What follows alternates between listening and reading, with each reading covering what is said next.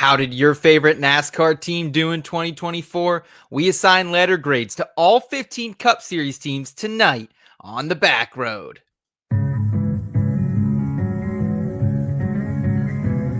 It's a non-points race, but it is a short race. Checker flag. That's all this race is. Two fucking states.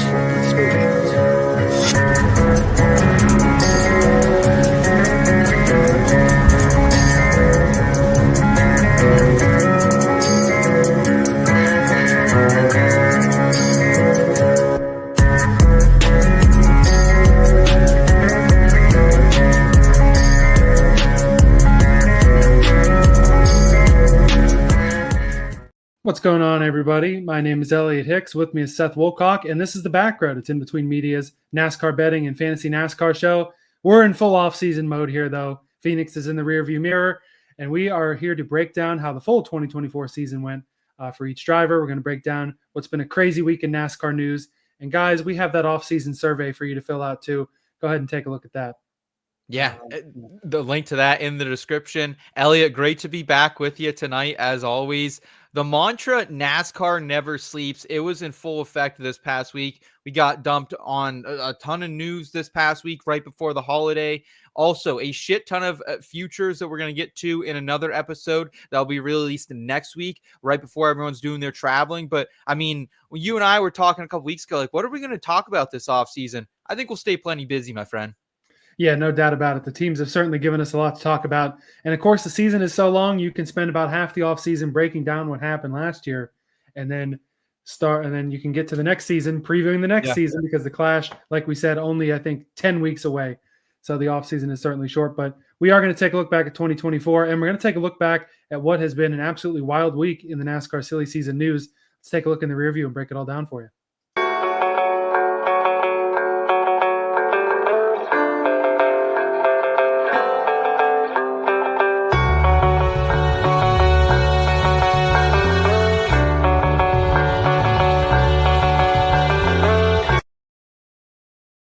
All right, so the biggest pieces of news involve some Cup Series rides that have been finalized. And very first and foremost is this guy, Ryan Preece, picking up his ride for next year. Kroger going to move over to RFK Racing, and Ryan Preece will drive the number 60 full-time, leasing one of the Rick Ware Racing charters. Yeah, this is the worst kept secret in stock car racing. I'm glad it's over. I'm glad they had some fun on the internet with Bob Pockris as well, who's been sniffing this out for months and months. But Ryan Preece to a RFK, it feels a lot like eating Taco Bell in Breezewood, Pennsylvania, if you know where that is, Elliot. Like, I think I know what I'm going to get, but it could be an absolute disaster and leave you sitting on a shitter in a West Virginia truck stop for about 2.5 hours. So, like we know this guy, 2 Xfinity Series wins, 2 Truck Series wins in his career, did jump up to 5 top 10s from just 1 a season ago. But the speed was never there like it was in 2023 when we saw him at tracks like Martinsville, where he led over 100 laps. He had a pole the year prior as well. The equipment should be an upgrade for him. So I'm looking at him at tracks like the Ville, Bristol, Loudon. That's probably where you're playing him if you're going to be playing him in DFS or if you're going to be betting him. I will miss that RWR 15 shitbox, though. Yeah, I mean, it's unclear whether they will run the 15 or 51 or whatever number full-time there. But honestly, I feel the same way as I did when Preece first got the SHR ride, because when that happened, we didn't know that SHR was really on this gigantic downfall that would lead to them no longer existing as a team. It's a big get, to keep that relationship with Kroger that he had in the extra JTG Daugherty car, bring that over to RFK. Kroger also will sponsor the 6 and 17 at times throughout the year and will be the primary sponsor. I'm not sure if it's going to be all of the races or just a selected few, but I imagine it'll look a lot like we've seen with Stenhouse's 47 car. It's going to be a Kroger car, but you're going to see a lot of different brands on there, which has kept it fun. We've seen anything from a Cheerios car to a Minute Rice car, Country Crock Butter, anything you could think of. So good for Ryan Preece. And the equipment definitely is going to be better. And another guy hopping in some pretty good equipment as well. Riley Herbst to 2311, going to race the Monster Energy number 35 car. We're not entirely sure whether it's going to be chartered or not because we don't know what's going to happen with 2311 in front row. We know they are going to race, which we'll talk a little bit about later. He's going to bring along his crew chief, Davin Restivo from Stewart-Haas Racing. And again, another one where you got to have a sponsorship behind you. regardless of how you've been on the racetrack. But for Riley Herbst, definitely bringing some momentum into this 35 car as the winner at Phoenix for Xfinity.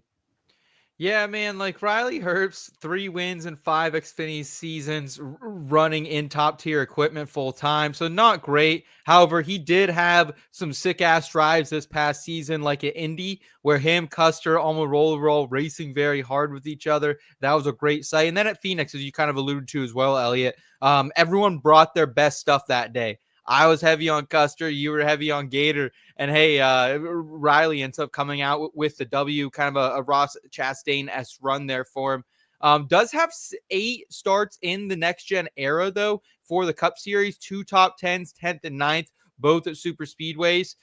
Overall, though, like, if you're Corey Heim or you're Ryan Truex, this feels like a lot like the senior on the football team dating the girl next door while you're kind of spending your Friday night smoking dope under the bleachers. And I don't know. Like, I feel slighted for those guys who I feel like are more talented drivers, but I do like Riley Herbst and the momentum. He seems like a really fun guy from everything I've heard. It seems like he's great with sponsors as well. Monster seems to like him quite a bit, and his family and their supporter behind him. So I get why the decision was made. I am rooting for him because I think it's going to be a sick story, but definitely a slap in the fucking face for Corey Heim and Ryan Truex a little bit. Yeah, I mean, that's the thing about the sport is money will take you a long way, but at least we have seen, it was Herbst's probably best season in Xfinity last year that brought him to this. Shout out to Monster, going to heavily sponsor 3 cars in the Cup Series now. Well, they don't have someone they don't have someone in the Xfinity or the Truck Series they need to sponsor now, if you catch my drift there. Yeah, good point. They're not throwing any more money at the Haley Degans of the world. I think there's going to be a lot of growing pains for Herbst because Preece at least is a guy who's had Cup Series experience, who's had a few years under his belt there. Herbst could be good on the super speedways. I know he's run really well. He was in the 36 for front row. I think he got a few starts in a year or two ago, ran well. But other than that, I mean, it's really going to be tough. If the over-under is at half a win, there's no chance in hell I'm taking the over. I mean, if there's a over-under that gets dropped as a season win total for Herbst, just like don't walk, run. Like run, get the under.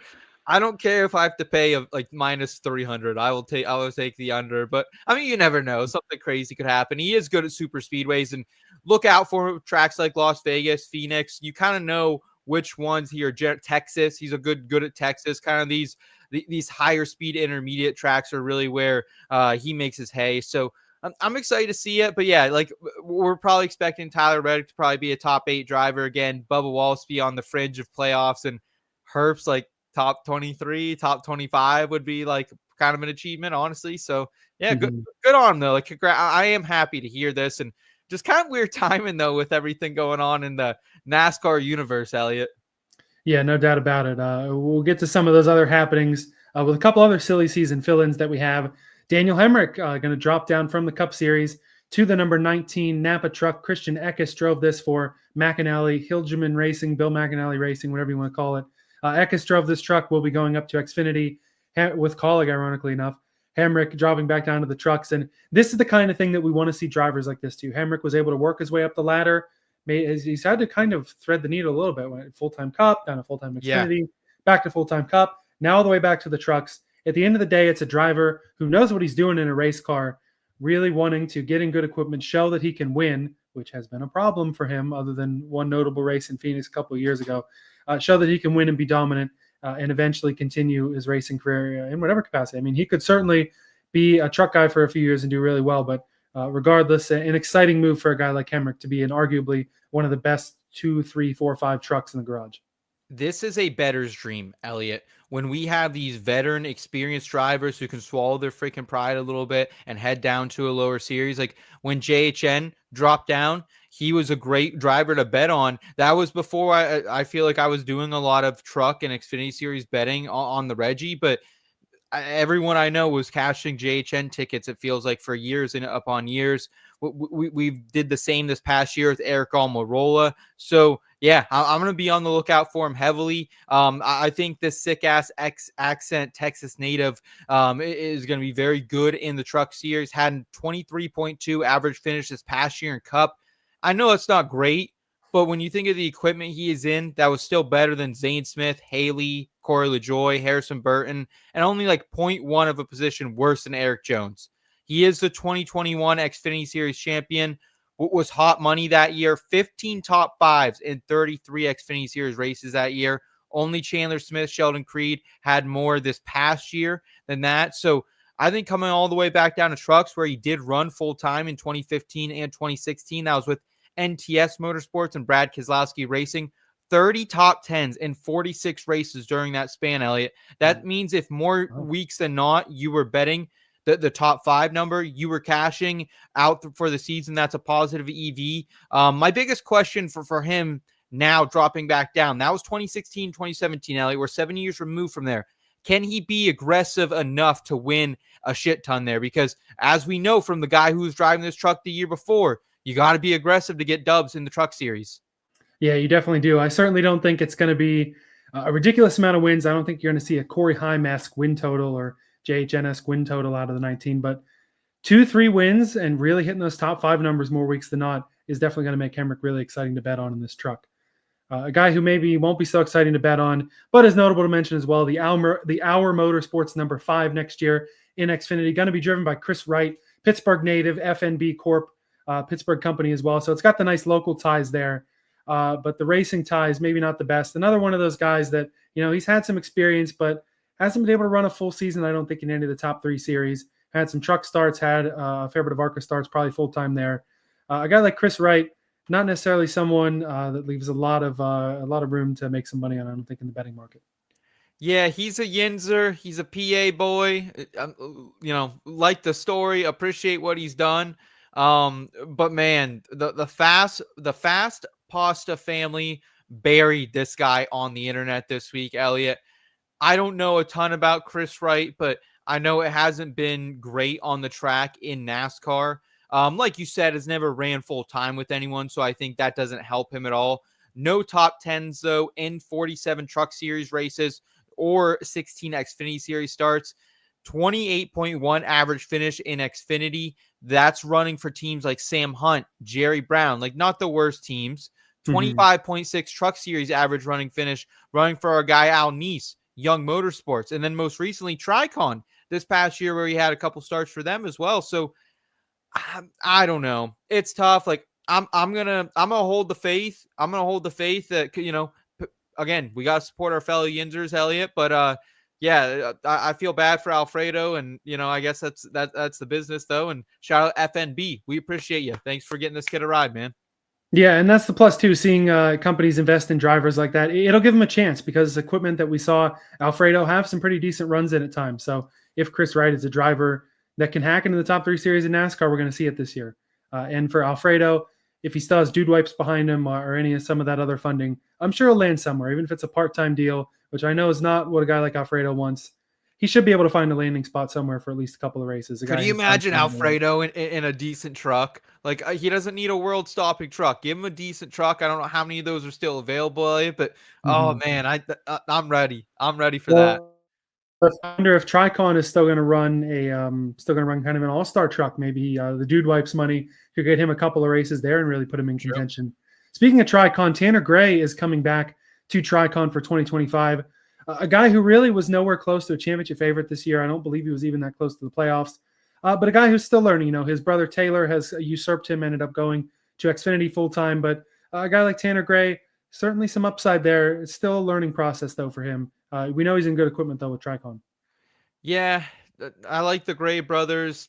Did regress from 3 Truck Series top 5s a season ago in 2023 down to 0 this past year. He was averaging 2.5 top 5s per year in the series over his first 4 full-time years in this equipment. So it's been tough for Tanner Gray, but he's consistent. Like, he's never going to leave you out to dry. He's a guy I know a lot of DFS players are targeting each and every week. Not someone you're really betting on unless you can find a nifty matchup, I think. But I mean, look, dude, like, we don't really know who's going to be the full ringers outside of Corey Heim. Like, we know Lane Brakes is probably going to go out there and win a shit ton of races. We're betting on Hemi now to also be in the mix, but like, there's room for other people. Like, there is no Nick Sanchez in this series now. You know what I mean? And like, there's someone to step up into that type of echelon. So maybe it can be Tanner Gray. I'm excited to watch. It's great equipment. And shout out to our guy Gilly over there and Gilly's dad. They're the ones kind of behind this this corporation. So excited to see what David Gilliland can do with our guy Tanner Gray back in the stable. Yeah, some people may not remember that's what TriCon turned into, was from David Gilliland Racing. And man, that's old. The first NASCAR race that I remember cognizantly watching the full race, 2007 Daytona 500. David Gilliland was the pole sitter in the number. Okay. He won the pole for that race, and now Todd. Was he in the 0 or the 00 at that point? Yeah, that was the 38 M&M's car. That was right after Stafford left. That was back. You had Robert Yates Racing was the 38 with Gilliland, and the Snickers number 88 with Ricky Rudd that year for most of that season. Okay. Good times. Some other team happenings that are going on. We've gotten through the silly season dominoes for the most part. Changing the Cup Series, the number 47 that we formerly knew as JTG Daugherty Racing is not going to be known as Hyak Motorsports. I believe it's Hyak. I didn't double check the pronunciation. That's on me. We're going to go Hyak Motorsports. So the JTG, of course, was Jody and Tad Geschichter. They were involved in NASCAR, obviously, for quite a long time. JTG Daugherty, dating back to around 2006, 07, 08. They had a partnership with the Wood Brothers that then became their own team. They also own the marketing firm, which handles the Kroger sponsorship in NASCAR. You may remember the rumors where maybe they thought Kroger was going to jump over to Gibbs or somewhere else. Ended up with Roush. So JTG, probably in the building at Roush somewhere. We're not sure exactly their involvement. So the new majority partner over at Hyak Motorsports is Gordon Smith, who owns Hyak Maritime based out of Washington, does shipping and things like that. This guy has had a stake in JTG dating back to 2016. So there's a lot of people online that were like, okay, who's this new shyster coming in? Is he going to take down the team? A lot of people comparing it to what we saw as Ginn Racing back in 07 when they bought into MB2 and then bought into DEI and, had about half a season there, had to merge with DEI mid-half season and then kind of dipped out after a year. This isn't one of those deals. This guy's been around for a few years now. Like I said, the stake dating back to 2016. He pretty much ran the team all year this year too. JTG were not super involved this year, even though they kept the name. One thing we can't figure out is what Brad Daugherty's role is. We haven't heard Bob Pockrass or anybody else talk about that. But we do know Gordon Smith, majority owner, Ricky Stenhouse Jr. are going to stay there. I don't really expect anything to change with this team other than that sign and the team name being changed. Yeah, I agree with you, Elliot, 100%. And the one big question mark for this, like you allude to, what is Brad's role? Because talk about a racing guy.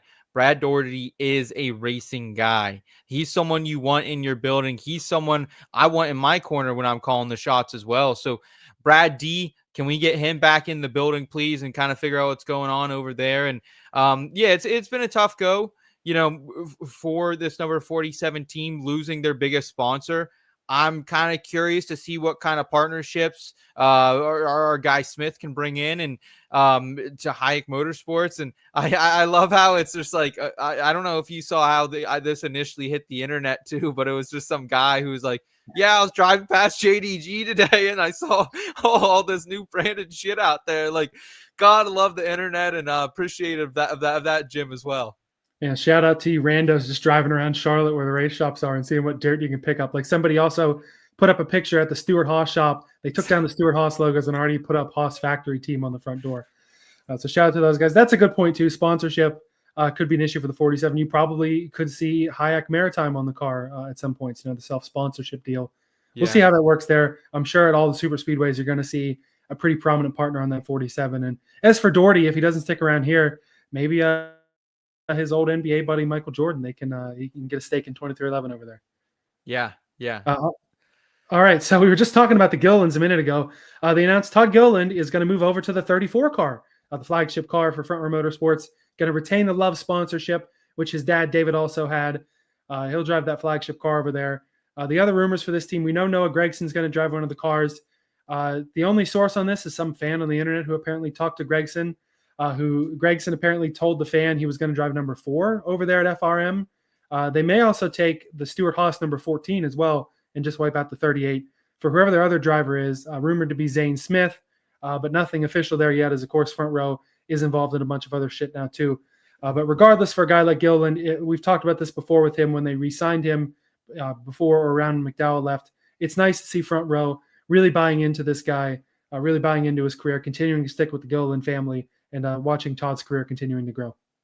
Yeah, first of all, that's hilarious because I believe that Noah Gragson actually did tell a random fan that because, like, Ellie, you've talked to Noah Gragson. That dude keeps it 100 all the time. So that's the funniest part of this story to me. That I think I would like to highlight that first.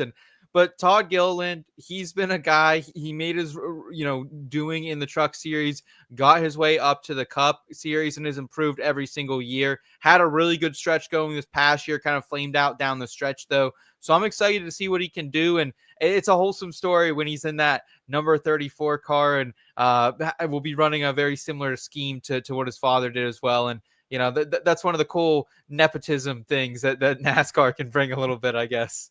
Yeah, well, I mean, I'm sure part of it started as nepotism, but Gilliland has been a guy that has really earned a spot in the Cup Series. I mean, yeah, I mean nepotism in like the best way. You know what I mean? Yeah, right. This is how you want it to go. Is a guy who continues to improve year in, year out, and deserves to be in that flagship car. Full disclosure, I've already put a bet on for him for the 2025 Daytona 500. We'll talk about some future bets in our next episode, which you can catch on Monday. It'll come out early for your Thanksgiving travels. You can enjoy us early in the week next week. So we're looking forward to that. Yeah. All right. So we've been talking about the 2311 FRM lawsuit. Again, we're not lawyers. We're not going to go into a lot of the super specifics. We know that they've recently dropped an appeal, the appeal of whether they can run as open cars or not, but whatever. The point is, though, the important part is 2311 and Front Row Motorsports have received permission to run as open cars next year while pursuing the lawsuit. There had previously been a provision that any team running in any fashion could not sue NASCAR for any reason. But NASCAR has said they are not going to enforce that in this case. I think that's a smart move by NASCAR to not enforce this because regardless, I think both the teams and NASCAR want this to play out because you want to see what happens and you want to set the precedent. So that's nice that they are going to be able to continue to race, which is all they want to do. They want to keep racing, which is why they want what they want. And NASCAR wants to keep running it the way they do to keep NASCAR thriving. Regardless, it will be good to see them continuing to run. 2311 has already guaranteed that third car out there with Herbst. Front Row hasn't made it official, but we are assuming they're going to run the third car as well. So that's nice that we're not going to not see them out there. If they have to run as open, though, it'll sure be an exciting Daytona duels in February. I can tell you that much. So does this also mean they're going to lose like all the TV revenue that most teams would get if they're chartered? Is that kind of how this goes too? Or if they're an open team that qualifies, do they also take some of that revenue? Do you? Yeah, so I'm assuming that they're going to have to run as open, which will take out a lot of that money because that's what the preliminary hearing was, to have 2311 and Front Row run under the charter agreement even without being chartered. They struck that down. They had initially gone to appeal, but have now no longer appealed that. They rescinded that appeal, which does prove some speculation. Maybe there's a settlement. Maybe they're just wanting to get this over with as quickly as possible. But it definitely could be a financial detriment to these teams, but not a major detriment. I mean, they're bringing in more monster money for Herbst. Yeah. Front Row probably going to bring in some money. We're assuming with Gregson, some combination of Bass Pro, Black Rifle, Ranger boats, all that stuff will probably give him some money too. So it'll be interesting to see. The only reason we wanted to mention this was we are going to see them on the track guaranteed at the start of next year. Just the money in their pocket might be a little different if the lawsuit does extend into the season. Yeah, it'll be really interesting from a betting perspective too, like just what's happening with these teams. It just feels like it would be, kind of tough business in those teams. And I know Michael and Denny are professionals, as well as the group over at FRM as well, and Bob and that gang. And I just hope everything can kind of play out as it should, and we can still see the results on the track, because these are pioneers, man. And like what's kind of happening here, I hope that one day I can tell my kid, like, yeah, man, like fucking Michael Jordan sued NASCAR and like shit got real. Like that's, and it made the sport better. And I hope that's the end of this story. But yeah, excited nonetheless, though, Elliot. We will see 2311 and FRM on the track in 2025. Really good point, though, from a betting perspective. I imagine Reddick and Wallace will probably lay down good enough laps in the pole qualifying that they'll be all right. But there's a real scenario where one or multiple of Gilliland, Gregson, Zane Smith, if he's in that car, Herbst could miss the Daytona 500 if something happens in the duels and, Carl Long's 66, or if the 44 car comes back, or Team Amerivet if Jeb Burton stays there, or Jimmy Johnson if he wants to run the 84, could make the 500 field over one of these cars that we're assuming would, of course, be more competitive. So what happens for the do you have to get a waiver for the championship if you don't qualify then? I think you just have to attempt every race. The fact that they would have attempted and not qualified, I think they'd be good title-wise. We did see that We saw that with the 96. Daniel Suarez, I think, was the most recent like prominent car Oh yeah. to Yeah. miss the 500. He crashed in, was that 20 or 21 when he had to be stuck running that 96 car for a year waiting for Trackhouse. It would have been 20 then, I think. Yeah, I think so. Gotcha. But in any case, it will be the most exciting duels dating back to maybe years like 07, 08, when you had routinely 55 or 60 entries to the 500. It's not going to be that many, probably going to be about 40, 42 cars, but still going to be exciting to watch. I'm just saying this. We'll probably have to have a pre-duel Daytona 500 show and a post-duel show, maybe even a live reaction going on. Because I agree with you. I'm already. I got goosebumps. I'm like shaking a little bit, honestly, dude. thinking about that. I love the duels. I'm excited for it. We got TK in the chat hanging out with us. What's up, TK? Saying that he thinks Brad D would maybe be too big of a rival to join MJ, that he'd want his own team to be MJ's team. Is that what we're referring to there? Okay. Yeah, that's a good point. Or maybe Daugherty invest in a team able to run at him. I don't know. I don't think Hayek's going to be that team. We got Marcus in here early saying what's up to us early. What's up, Marcus? Good to see you, buddy. Hope you're having a great off season. Kush saying woohoo. Good to see you, brother. Hope you're having a great, what are we, Thursday evening? Yeah, I'm a little bit off. Like it's like Thanksgiving's next week. You know what I mean? We're working ahead for next week on a lot of different content. So it's like, I can't remember the date. But all right, Ellie, what other news items do we have here to close out with? Yeah, so a couple other things going on. It was announced Richard Childress Racing is bringing in several Stewart-Haas Racing employees for their competition department. Keith Rodden is going to be promoted to VP of competition. He already was in the door at RCR. Johnny Klossmeyer, who was a former crew chief and technical director at SHR, will become the technical director for RCR. And Richard Boswell, who was previously the number 14 crew chief with Chase Briscoe, is going to crew chief for Austin Dillon in the number 3. Next season, they'll keep Randall Burdett with the 8. For me, this is as simple as getting more talented people in the door can only help RCR. Lord knows they need help. They were only able to get one win this year, and that was a controversial win that knocked Austin Dillon out of the playoffs. Kyle Busch's 20-year winless streak out the window. They need some help. They're getting talented guys in the door who know how to win races. That'll only help RCR next year and beyond. Yeah, they're no Andy Petrie, but they'll do. That's for damn sure. But yeah, no, shout out to RCR. I appreciate these are some big name hires. These are some big name hires that they're bringing in, and that's what you got to do to stay competitive out there. So good on you there. Hopefully one of these guys can find some damn speed in these cars legitimately here the next year. Yeah.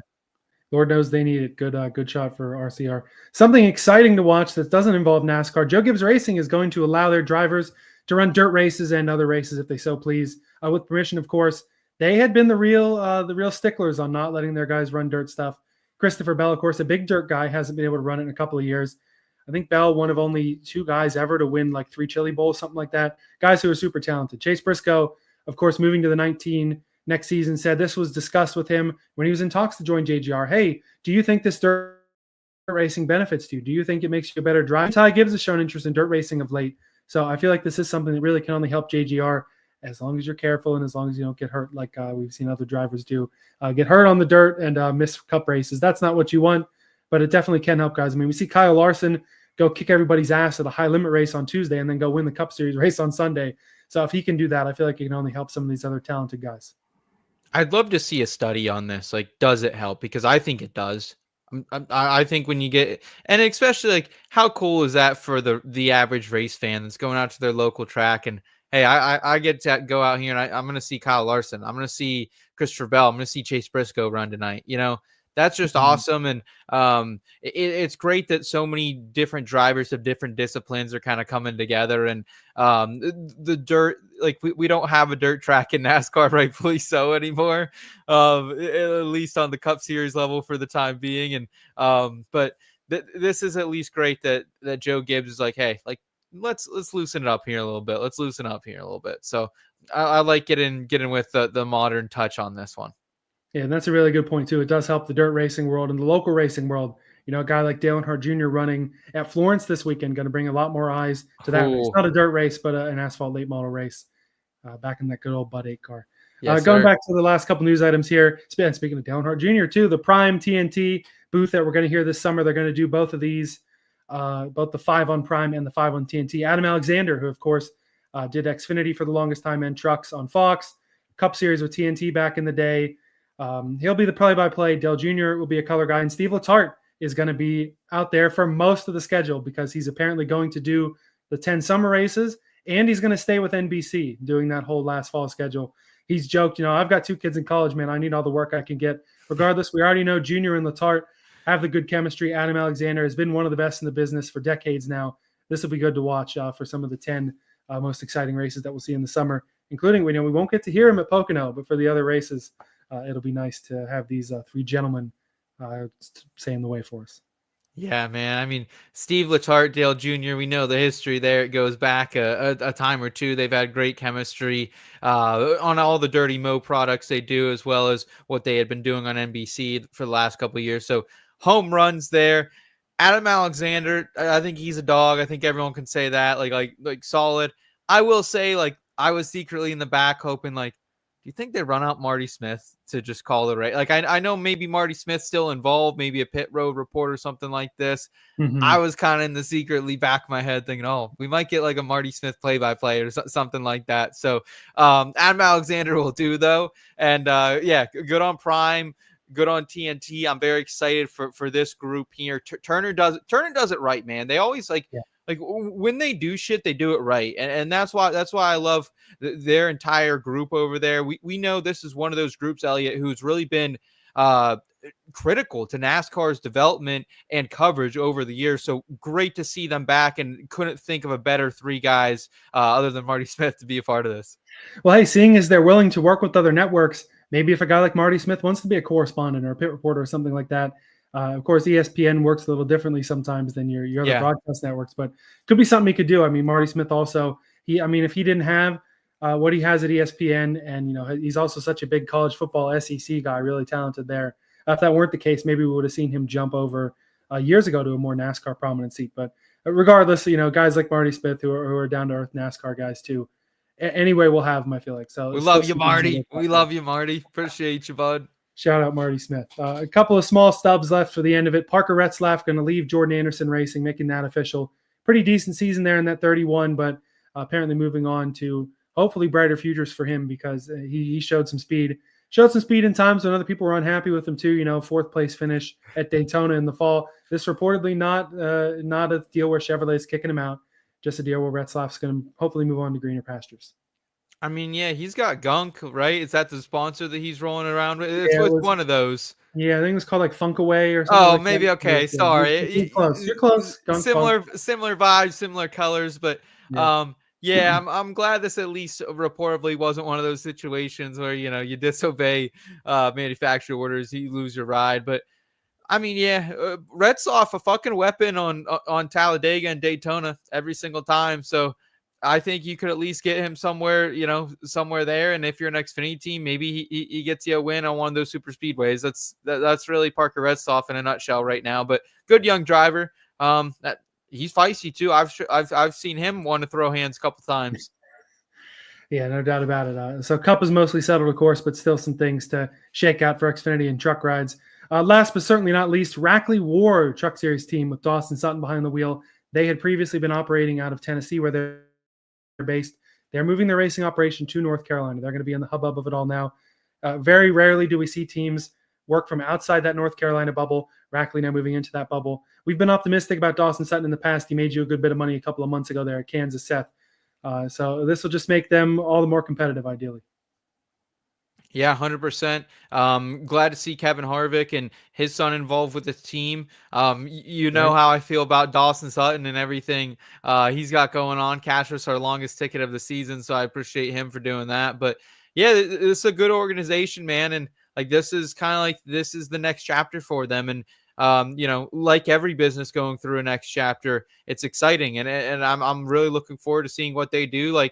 There's a chance that in 2 to 3 years from now, Rackley War is up there competing for a title. I solely believe they have that much talent and that much continuity on that front office and in their pipeline. So yeah, let's keep it moving, man.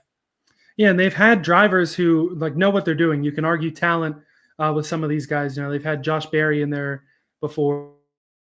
Ty Dillon obviously ran a full year. Almost a full year. Matt Benedetto, I think a year and a half in there. They're guys who understand how to drive a race car and can only help this team out. And now that they've put Dawson Sutton in there full time, had a couple of bright spots obviously, in the end of this past season. And like I said, will only help them be a more legitimate program all in all. I And think tell you Dawson what, Sutton gets a win. I think Dawson Sutton gets a win. oh, okay. Can't rule it out. Can't rule it out. I tell you what, I don't know if we've had that much news combined in about the all summer. I'll be surprised if that happens. Hopefully we haven't had something break while we've been on. And we didn't even touch on COTA getting a new layout. We'll touch on that when we break down the season or break down COTA. They're cutting off much of their track. We didn't even talk about that, and we didn't know we're going to, so go look it up. Yeah. What we will do now is we will grade each and every team from the 2024 season, all 15 of them, in this week's Tire Tiers.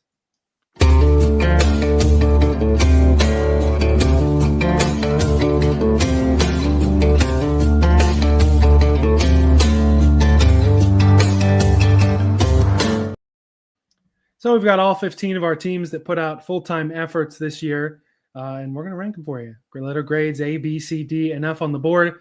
And I feel like we got to start with our champion this year, Team Penske. Joey Logano was your champion in the 22. Ryan Blaney was this close to him, ended up second in the standings. And Austin Cindric got a win, broke a long winless streak this year, ends up P11. I feel like even though the regular season wasn't great, it took them a while to catch up. Ford didn't win for a couple of months there. I feel like having the top two in the standings, getting your boy Cindric back to victory lane, I feel like it has to be an A for Penske. Yeah, I absolutely agree. If not maybe not an A+, maybe you do ding them because, they did start the year off very slow, but even at Daytona, Elliot, even at Atlanta to start off the season, Joey Logano, I mean, hey, maybe the gloves helped a little bit, but at the end of it, like they were one of the fastest teams from start to finish. The results weren't there early in the season. Logano, Blaney, Cindric, all three had some bad luck. They really pulled together, man, and that's kind of what you expect out of a championship quality team like themselves. And look, 8 wins between them all, and that came from June on? Like, yeah. That came from June on, dude. Like, yeah, man. And like, you could argue Blaney should have another win in there, if not 2. So yeah, I Team Penske, I think they crushed it this season. Like, do you have a critique, if anything, other than the slow start results wise? Yeah, I think the slow start would put a little ding on them if they hadn't taken home the top 2 spots in the standings. But you're right.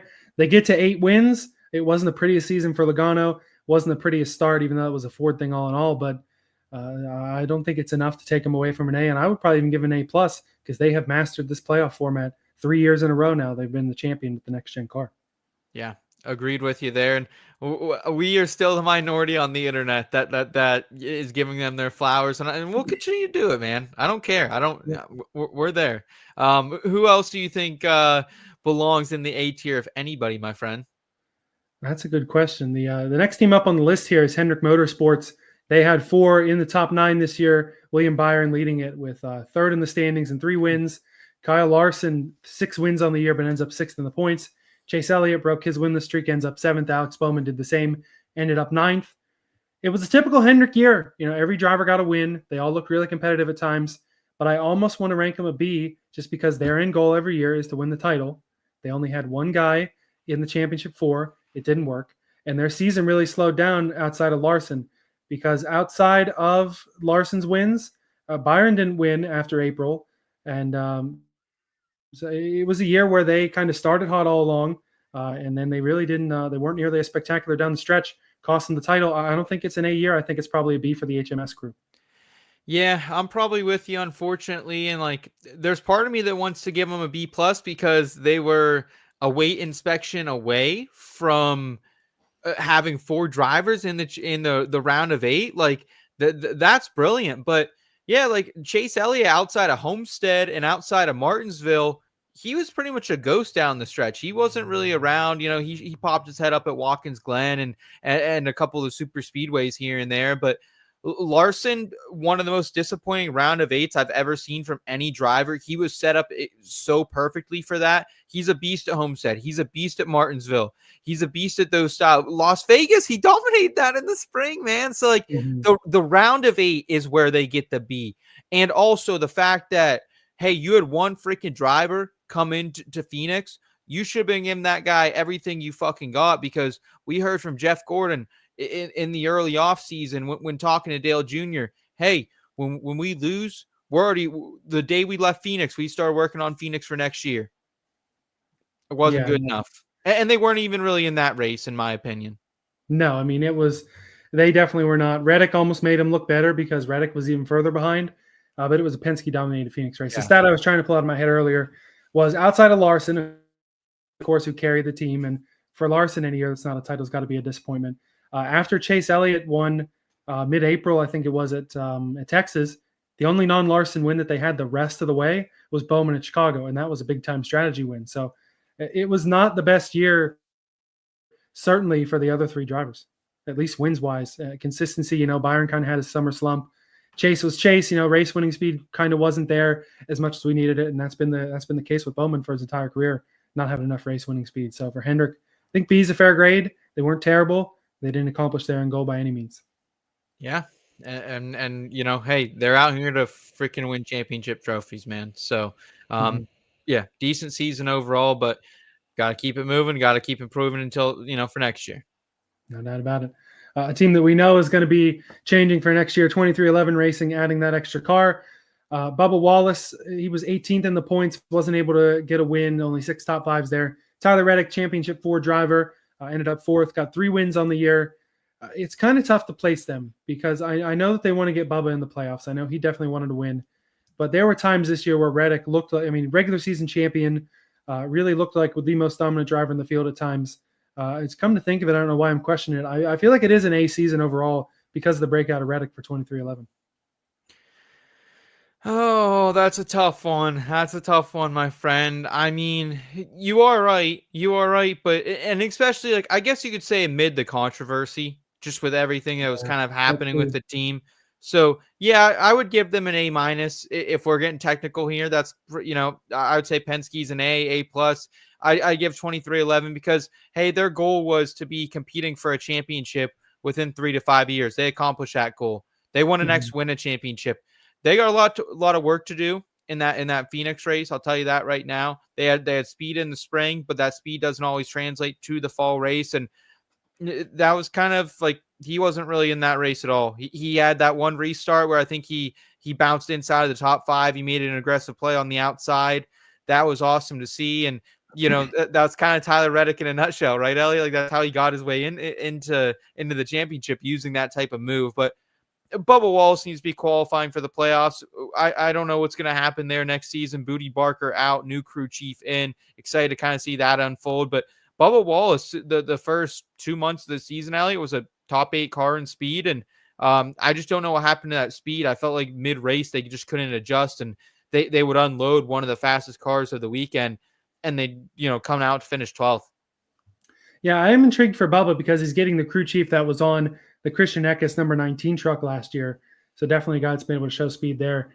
And for Reddick, he had a super consistent middle of the year, top 10 basically every week all summer. But then the playoffs for him were pretty bad. He only had a handful of even top 20 finishes. He got it done when he needed to. Had the great move there at Homestead on the strategy. But before that, they weren't heading for the championship 4.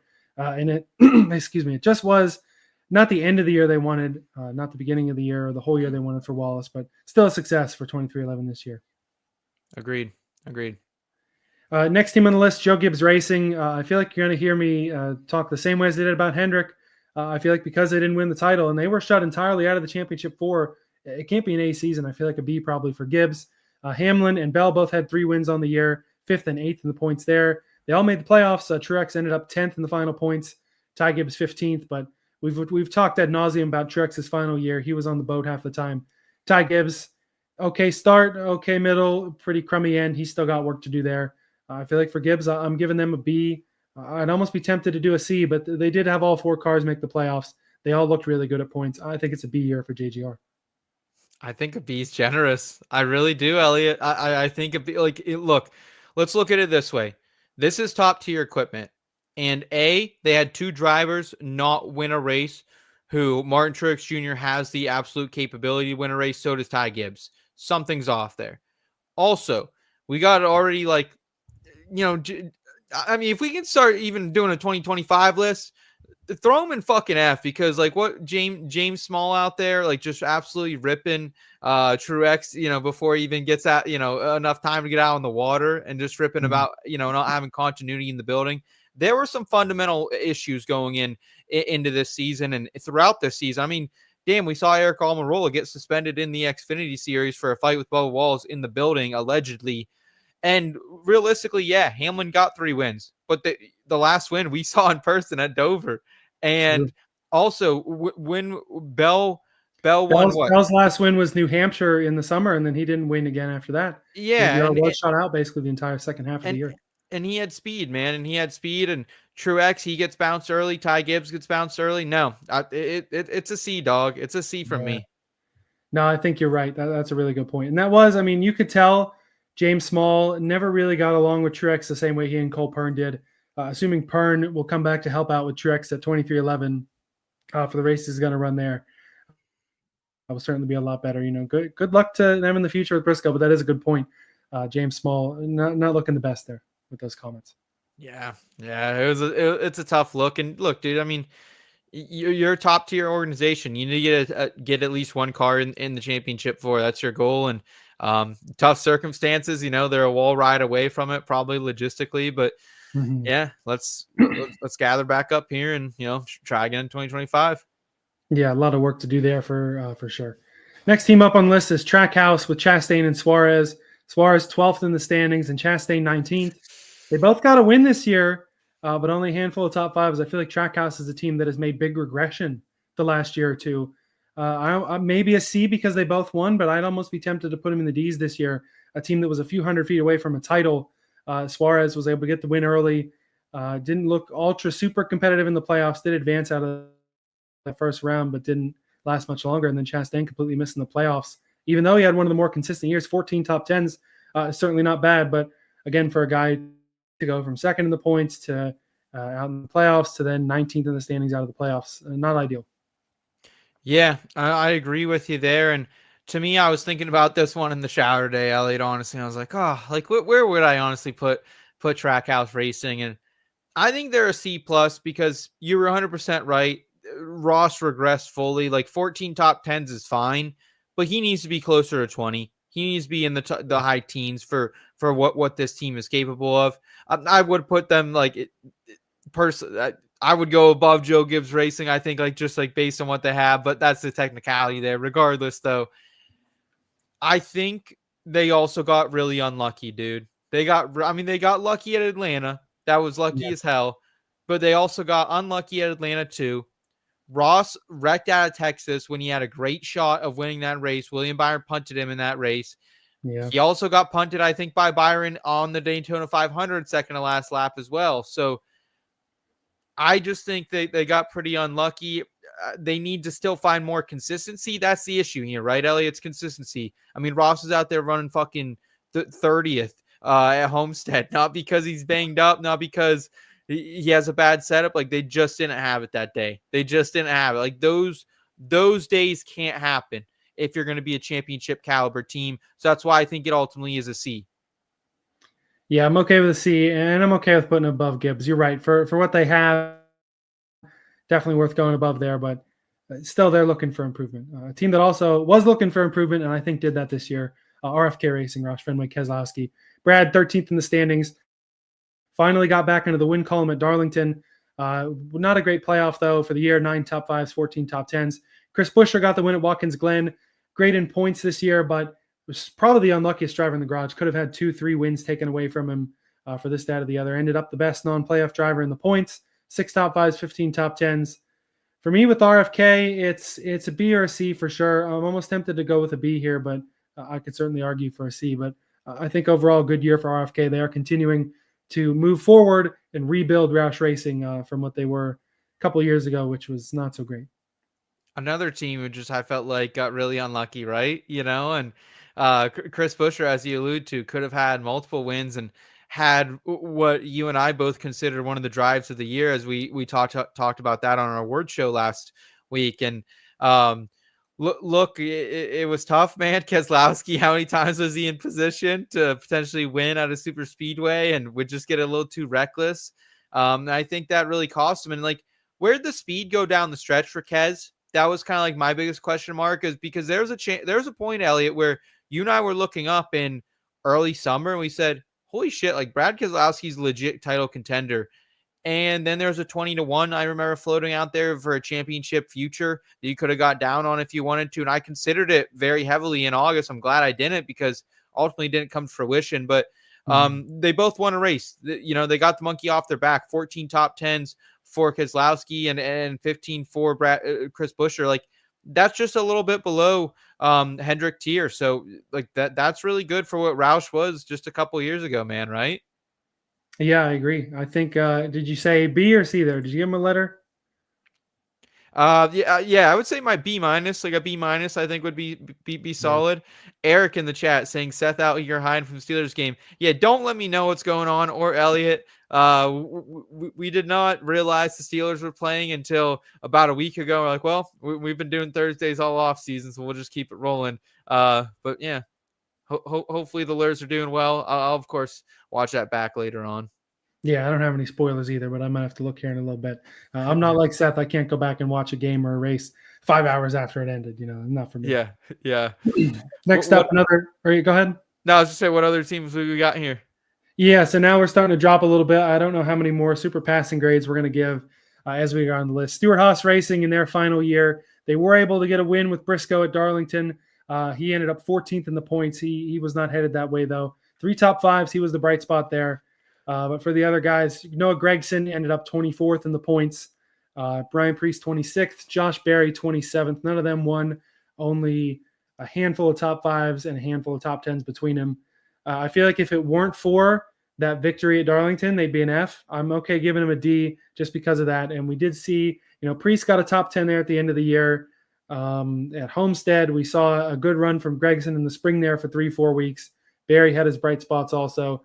A team that definitely has some growing pains. That they won't get to flesh out at SHR, obviously, because it doesn't exist anymore in the same fashion. But for SHR, it wasn't the last season they wanted.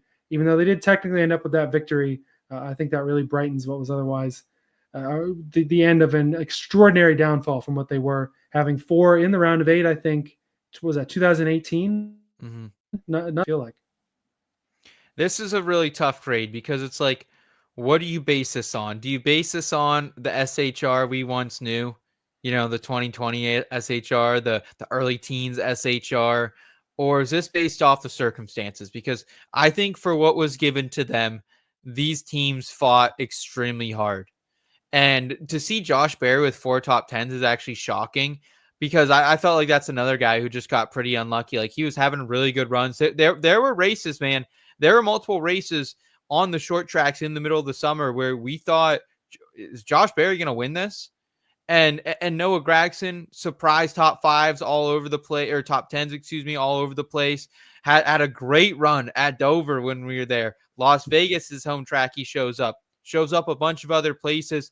Preece was kind of disappointing. He shows up at the Ville like he usually does. He shows up up in Loudon as well. But I think this team showed a lot of grit, man, and a lot of heart, especially probably being down team members later in the season. So to me, it's a C minus, but I understand if you want to put him as a D. I do get that. I can accept a C for that, because that's a good point. I mean, they found out early in the year they were going. This wasn't they ran it till October and then figured out they were shutting down. They raced the whole year as the underdogs, knowing that they had one last shot. Like you're putting out resumes, you're getting references on the phone, like you're spending time on LinkedIn, you're networking. Like, it's hard to always have your head in the game when that shit's going on. So honestly, shout out to SHR, man. Appreciate what that organization and those hardworking men and ladies did in that building this past year. No doubt about it. And all 4 of those drivers ended up with pretty good landing spots too. They all will. Yeah. How about that? Yeah. Well, nobody had to drop them to Xfinity. We were worried about Preece, but his performance at the end of the year, we'll say, and the Kroger money really saved him. Yeah. Sticking with another Ford here. The Wood brothers, they're basically Penske, but we're going to rank them separately anyway. Harrison Burton, P16 in the standings, saved by that win at Daytona. Otherwise would have, I think, been the worst full-time driver in the standings, which is now bestowed to another driver we'll talk about in a minute. That win at Daytona, his only top 5 of the year, and he only had one other top 10. I think that was, when we broke that down, it was probably Talladega in the spring or something like that. Probably another super speedway there. I think you can't call it an F because they won, but I think you got to put it a D, because otherwise it was the worst full-time season of the year. Yeah, it's really tough. That's another one. Like they finally got a win. They got the 100th win. So like that alone should qualify for something, but I guess it just qualifies for a D. And I even mean, the you're more than welcome to bump it up. I mean, you can make the argument it's an A because they won a race. Like I'd well, understand that too. well, and that's the thing. And like HB had some runs there, especially like the first couple races to the playoffs. He was looking okay, and then had a run going in Atlanta, didn't finish the way he wanted, and but we still saw some speed out of that car occasionally. Like I can't remember if it was Martinsville this year or one of those final races. It was like, yeah, Harrison Burton just qualified top 10. Like might as well throw him in a lineup that I can't lose differential points in, and but like he showed up the year before at Pocono, didn't show up this year at Pocono. He showed up at a few other races last season. I think it was Darlington. He didn't show up at Darlington this year either time. So I think a D's fine. I'm not gonna really I'm not gonna push for it other than like, hey, cool story. Glad HB got into victory lane. Excited to see what he can do kind of next year as well. I mean, he's gonna have to figure it out because AM Racing, woo, that's a tough scene down there.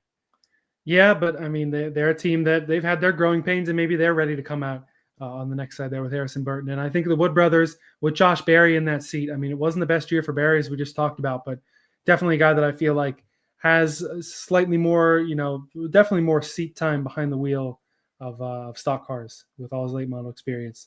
Agreed. So hoping for better for the Wood brothers. We know Harrison Burton probably rushed up a little bit to Cup. Excited to see what he can do in Xfinity. Yeah, 100%, man. HB, I'll be betting on him. I'll be betting on him. Don't you worry, Elliot. A couple of top 5 bets there. Richard Childress Racing is next. Kyle Busch, P20 in the standings, didn't win in the Cup Series for the first time since he's been a full-time driver, I do believe. Austin Dillon got the win, but it did not prove him to be eligible for the playoffs. NASCAR took that away because he punted Logano and right hooked Denny Hamlin to win that race. He was 32nd in the points this year. Just the one top 5. That was the win. 5 top 10s there. Kyle Busch, very un-Kyle Busch-like season. 5 top 5s, 10 top 10s. It was close to a win a couple of times there at the end of the year. It wasn't that he never showed speed. And obviously Austin Dillon, the best car at that Richmond race, it just didn't work out in his favor there. For me, though, for RCR, I think it's a failure of a year. You don't get Kyle Busch to victory lane a year after he had 3. Austin Dillon goes a little too cuckoo for his win to count for a playoff spot at all. It was not a good year for RCR. Well, and we also, again, I don't know what happened there, but I mean, there's like alleged cheating going on like that. Let's just call it like it is. Let's just call it like it is.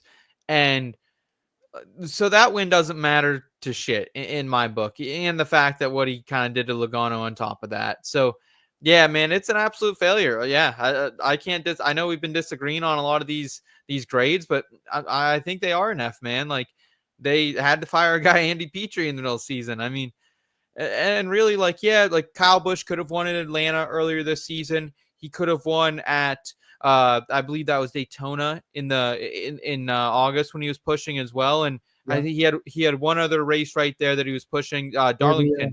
Darlington, he was close. Fall, Kansas. He was real close too, and then wiped out battling with Ross. Yeah, so he had some really good runs, man, and like it was okay. But at the end of the day, like Kyle Busch is one of the GOATs of our sport. He should be in victory lane every single year. Yeah, I agree. And they're, like we said, they're bringing in a lot of guys from SHR to try to get back there for both of those teams. Probably the last real bright spot that I see in these teams we haven't talked about yet is Spire Motorsports. They split the 7 with LaJoy and Haley. LaJoy ran the majority of the year in that car. He was 33rd in the points this year, had a top 5 and 3 top 10s, which I think all came in the Spire 7. I don't recall that 51 being in the top 10 late in the year there. Zane Smith, pretty poor start, pretty impressive second half. Obviously wasn't able to win, but ends up with 2 top 5s, 4 top 10s there. Hocevar, 21st in the points. Very good season for the rookie of the year, at least from what we've come to expect from Spire. Ended up 1 top 5, 6 top 10s.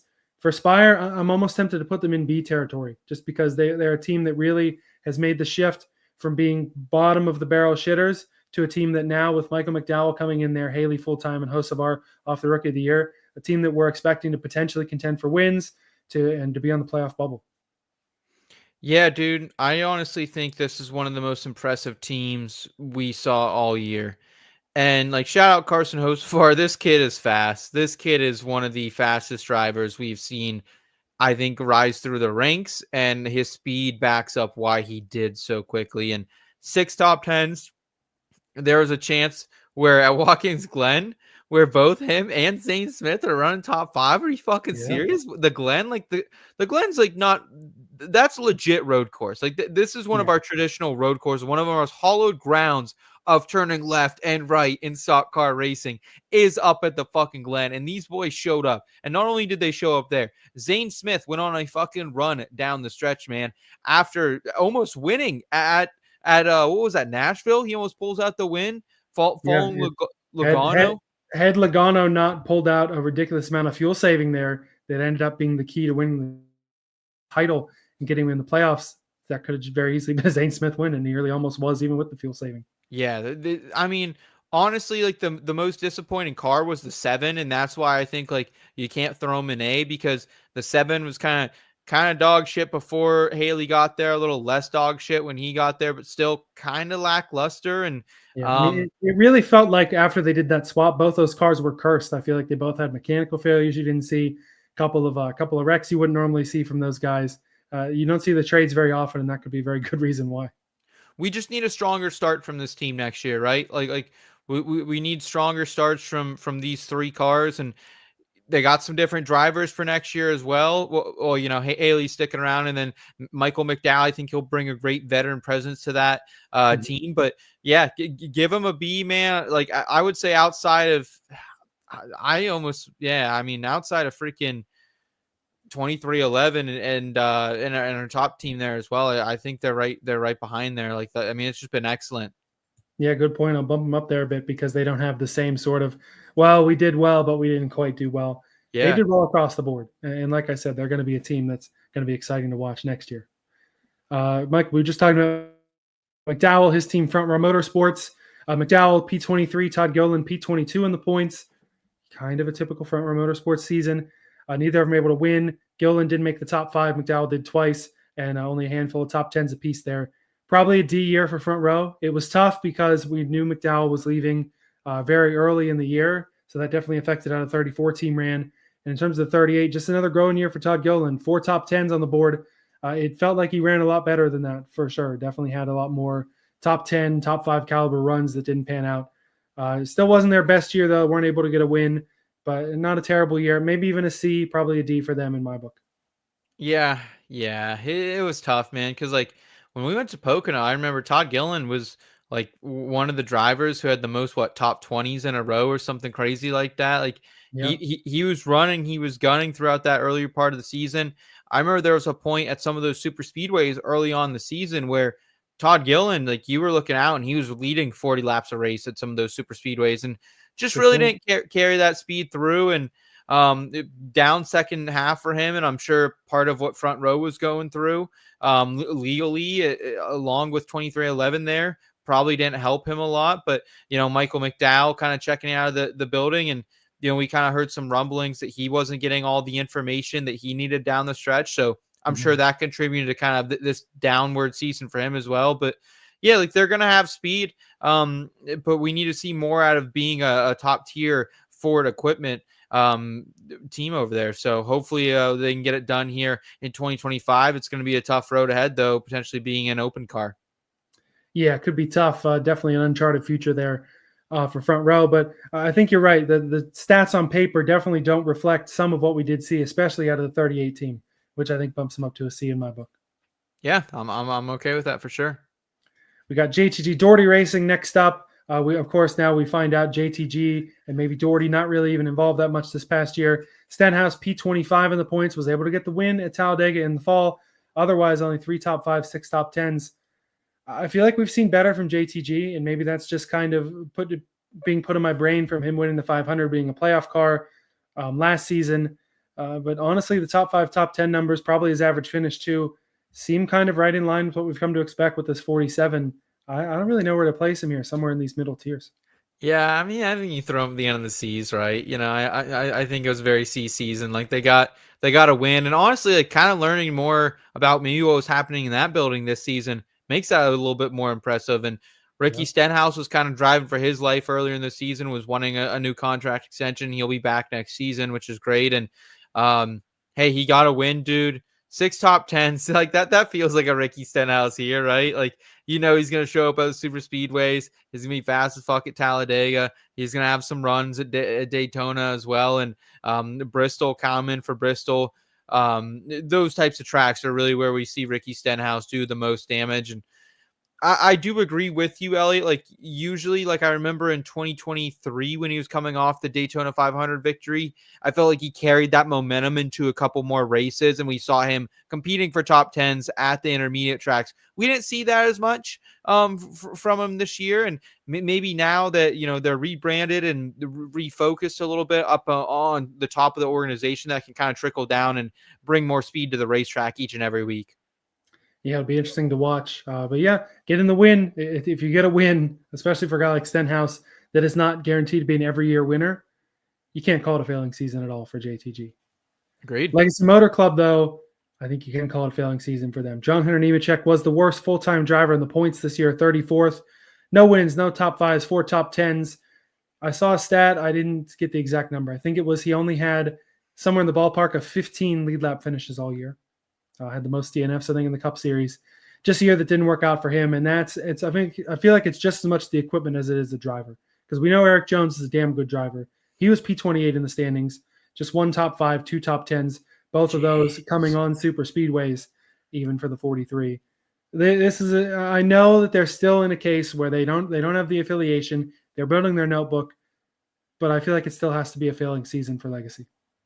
I mean, dude, there are graphs out on the internet and flowcharts right now of like the changes that has happened at Legacy Motor Club, like crew chiefs in and out, engineers in and out, director of competitions in and out. Like the whole 84 team got canned at one point. Like, this has been an absolute dog shit year. And like, now that's like almost they're 2 years into this, and it just feels like they've been going backwards, because now that, first year you're with Chevy, I get it. You're kind of getting X'd out of the intel that you need to be competitive. Eric Jones still had some good runs though that year. Top 10, we hit on him at Daytona that first year, 2023. And then come back this year, you couldn't bet him at Daytona. You couldn't bet him at Darlington.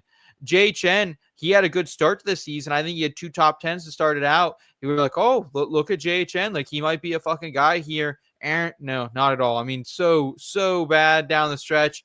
Couldn't keep the car on the track half the time. That's where I'm like, is it the car? Like, or is he just a guy who's a fucking ringer in Xfinity, which is fine. Like, we need those people, especially as bettors. Like, I love those people, like, shout out to all guys. Shout out to those Almirola, those guys who are ripping the Xfinity series still. And I don't know, man. It's just, it's going to be tough. And I just don't know if this fixes itself anytime soon, unfortunately.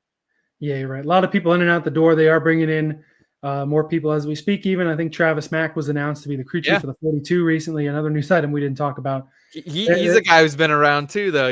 He's been on a couple teams. Yeah, they're just trying to throw anything at the wall and see what sticks. And I don't blame them for that. But we'll need to see some improvement next year, or else it's a team that could be in trouble. They got the charters, which is always good value, but other than that, can you keep running charters if you're a bad team? You don't want to become a Rick Ware. Which Rick Ware, not so much of a punchline anymore. But before we get there, well, okay. Yeah, okay, we'll go with Kaulig there. Sorry, we switched it out there a little bit. I thought it was a good segue. For Kaulig Racing, I feel like it's another team that's probably an F. The 16 had multiple drivers, of course, throughout the year. The highlights, SVG and Allmendinger on the road courses, whether they were in the 16 or the 13, were not able to get a win, though, in the Cup Series on that side. Daniel Hemric, the full-time car, P29 in the standings, just 4 top 10s. Kaulig, another team that's kind of regressed a little bit. It's tough when you have guys in and out of one car, and a guy who's consistent for not winning races in the second car. Not exactly what you want to see, though. I know we're not factoring Xfinity into it. It wasn't the Xfinity year they really wanted to have either. Definitely on the Cup side, though, I think not what they wanted to see. Bringing Allmendinger back into the fold next time full-time is a plus. Bringing Tydona into the fold, a minus. I'm still putting Kaulig Racing at the bottom. Yeah, it's like interesting because like we kind of talked about him earlier in the show, and like I think Daniel Hemric actually had a good year. Like, can we give them an F plus? Because I think Hemric ran the best he could. But the thing is, if you're bringing in guys like SVG and guys like Dinger to these road courses, we need W's. We didn't get W's, and let's see. I mean, if NASCAR throws a freaking red flag in Chicago, we probably do get a W. I probably get a little 20-1, send her home and having a good old time. But regardless, like you just didn't get W. So I think it is a failure on that aspect. And like, honestly, fuck them for, signing on for 10, 15 races, whatever the heck to get Derek Kraus in that car. Like, you're just taking the money at that point. Like, I don't really care. Like, you kind of deserve an F just for taking Derek Kraus for 10 weeks in the Cup Series. No offense to Derek Kraus, but it's just true. I don't think he ran quite 10 races, but I know he ran more than he should have, let's say that. And same with Ty Dillon in that 16 car. I mean, like, Cody Ware's better. Like, if we say line him up for pinks right now, I'm taking Cody Ware every damn time over my guy Derek Kraus. Cody Ware is a little bit of wheelman right now. Yeah, I don't doubt it, and we'll round it out with Rick Ware Racing, who kind of like Spire. In past years, they've been a punchline. I feel like they're not a punchline anymore. They still, they ran Kaz Gralla the majority of the year, 24 races, wasn't able to crack the top 10. The only time I really ever thought about him was Darlington. They ran okay. He ran like top 15. Yeah. New Hampshire, I think he ran okay up there. Cody Ware had a top 10 in 9 races, but he probably picked his 9 favorite tracks and went out and ran, and it was probably the super speedway. Sorry, I don't have that stat in front of me. He was right behind him, P36 in the points. The 51 car, we saw a couple bright spots out of Justin Haley, ended up P31 in the points with 3 top 10s on the year. And for Ware, they've gone from just being an albatross to make money, running the 4 shittiest cars in the garage because they had the charters for them, to making the money, selling and leasing charters, and running better on the racetrack. And next year, regardless of whether they keep LaJoie around for the full year, whether it's Cody Ware back in the car for a while, whether Kaz Gralla buys more races, whatever they end up doing with that car, maybe they run open cars, who knows? But I think Ware is definitely, like I said, they're not a punchline anymore. They're working on becoming better, I feel like. They're scaling their operations down to become better. I think for them, I'm giving them a D this year, if not higher. But I think it wasn't a failure by any means for Ware compared to how it used to be. Yeah, I'd give them a D+, man. Like that they finally got a top 10, not on a super speedway track. Right. And there was a time in the middle of that season, every week you had to be betting Justin Haley top 10s. It didn't really always come to fruition. More times than not, it didn't. But he had the speed a lot of the times. You know what I mean? And like, even like the reason I can't give them a C is because we have Justin Haley who goes out there in the Clash qualifying and has a freaking rocket and then just blows up on him. You know what I mean? Like he had too much of that, too much early on. We had a bunch of technical issues, a bunch of issues with the car leading to bad finishes for these guys. And I feel like at times we saw some speed out of Gralla. We saw some surprising speed out of Cody Ware at times. And but it just, they need to keep taking swings, and I'm happy they're going down to 1 car. I think that's the right move here, and just continue to keep doing what you're doing, Rick Ware. I do appreciate it. Like, Elliot, when you think about how far we've come, there was a time when Rick Ware was running 4 fucking cars, and they're all the worst cars you could imagine. Like these cars are so much. These cars are so much better, dude. Like, you could get in your Honda Accord and like outrun those cars, honestly. Yeah, like I said, it's a team that's making strives forward to be better. They'll make a good Why bit were of they money running 4 cars? Why are they doing that? Because they were in a position where they were able to grab a lot when the charters came out. They ended up with 4 chartered cars. And it was to the point where there's the NASCAR rule that we don't really ever talk about, where if you're in the bottom 3 chartered cars in points 3 years in a row, NASCAR can take your charters. The relegation. Literally like NASCAR relegation. They ended up switching numbers around and things like that to get away with it. The 53 is now the 52. Oh boy, we're really going to trick them here. But then it was to the point where they were able to cash in and sell charters for good money. And now they're going to make a good bit, I'm sure, leasing out the 60 charter. Good on you, Rick. They probably will even try to run a full-time or most of the time open car just to keep it going for them. But it's a future that certainly is much better than the 4 worst cars in the garage. So shout out Rick Ware for that. Yeah, shout out Rick Ware. I appreciate them. Elliot, I appreciate you as well, man. This was a fun exercise to kind of really look back and look holistically. And I feel like I have a better idea of kind of what we're getting into as we prepare for 2025, as we start laying real money back on the line here as early as next week when we get into some futures discussion. But very, very great exercise tonight to kind of zoom out a little bit. We're so zoomed into every single race, analyzing every little data point. It's great to take a 50-foot level here. Yeah, I agree. Nice to kind of take stock, and you're right, set us up for next season, which we will have on our show next week. We're going to start breaking down some 2025 odds. We've already seen some books out there that have odds for the Daytona 500, for season win totals, and for the 2025 championship. That's what we've got going next week. Don't forget to fill out our survey that we've got to break down what you like about the show, what you don't like about the show, things that you would want to see added, things that you really like, things you didn't like. Just the whole kind of primer on the year. It's in the episode description. We'll put it out on socials as well. Fill it out. I've got this giveaway box sitting here. So you put in your email, and that's how we're going to draw for a giveaway. Bunch of 164th, mystery 124th, and new trinkets being added literally every week from the Stewart-Haas Racing sale. You get yourself a Chase Briscoe Mahindra koozie in this box now. Ooh. We want to get rid of this stuff, man. We want to give it to you guys as a show of thanks for supporting. We just put it there in the comments. It's a Google form. All you got to do is throw in name and email. We got a page or two of survey questions for you. What'd you think of this segment or that segment? What things did you like? What things didn't you like? What would you like to see added to the show? We want to know, because we want to make the show the best we can in 2025 and beyond for you. And, of course, this giveaway box will go out to one of you lucky people who do that here in a couple of weeks' time. Seth, any final words before we sign off for the week? Well, I just can't thank everyone for riding with us, not only during the season, but these off-season shows have been especially fun as well. And like Elliot said, we're trying to make this show, trying to make the entire company better, and we want your input. We want you to help shape that. That's what this survey does. Also, you're going to win. I don't know what the value of everything we're giving, but it's a good value. It's a good value, honestly. You're getting, I don't say it might be $100 worth of different NASCAR collectibles, but I would fucking take it. It would make my shit way more cooler, out back. So yeah, like, please help us out. It'll take you 5 minutes to fill this out. What do you like here on YouTube? What do you like on the website? What can we do more? We're talking about, hey, should we have a Discord? Should we all be chatting over the weekend and firing out some more bets? I might get in trouble a little bit with that, but that'd be a lot of fun. Should we do an after show that's just for our Discord community members? Should we start building some more tools that we're already kind of working on? Tell us, let us know. We appreciate it though so much, guys. It's been an absolute blast. Ellie, been a blast with you tonight as well, and can't wait to keep this train rolling into the rest of the off season. And we're not that far away from the Clash, my friend. That's true, and we are going to start to look ahead to 2025 in our next episode. That's scheduled to come out on Monday for you. Get it out there, free up your Thanksgiving, and get you some something to listen to for your holiday travels to start thinking about, and maybe start laying some coin for the 2025 season. We'll see you there for that next time on the Backroad. Thanks for rolling on down with us. And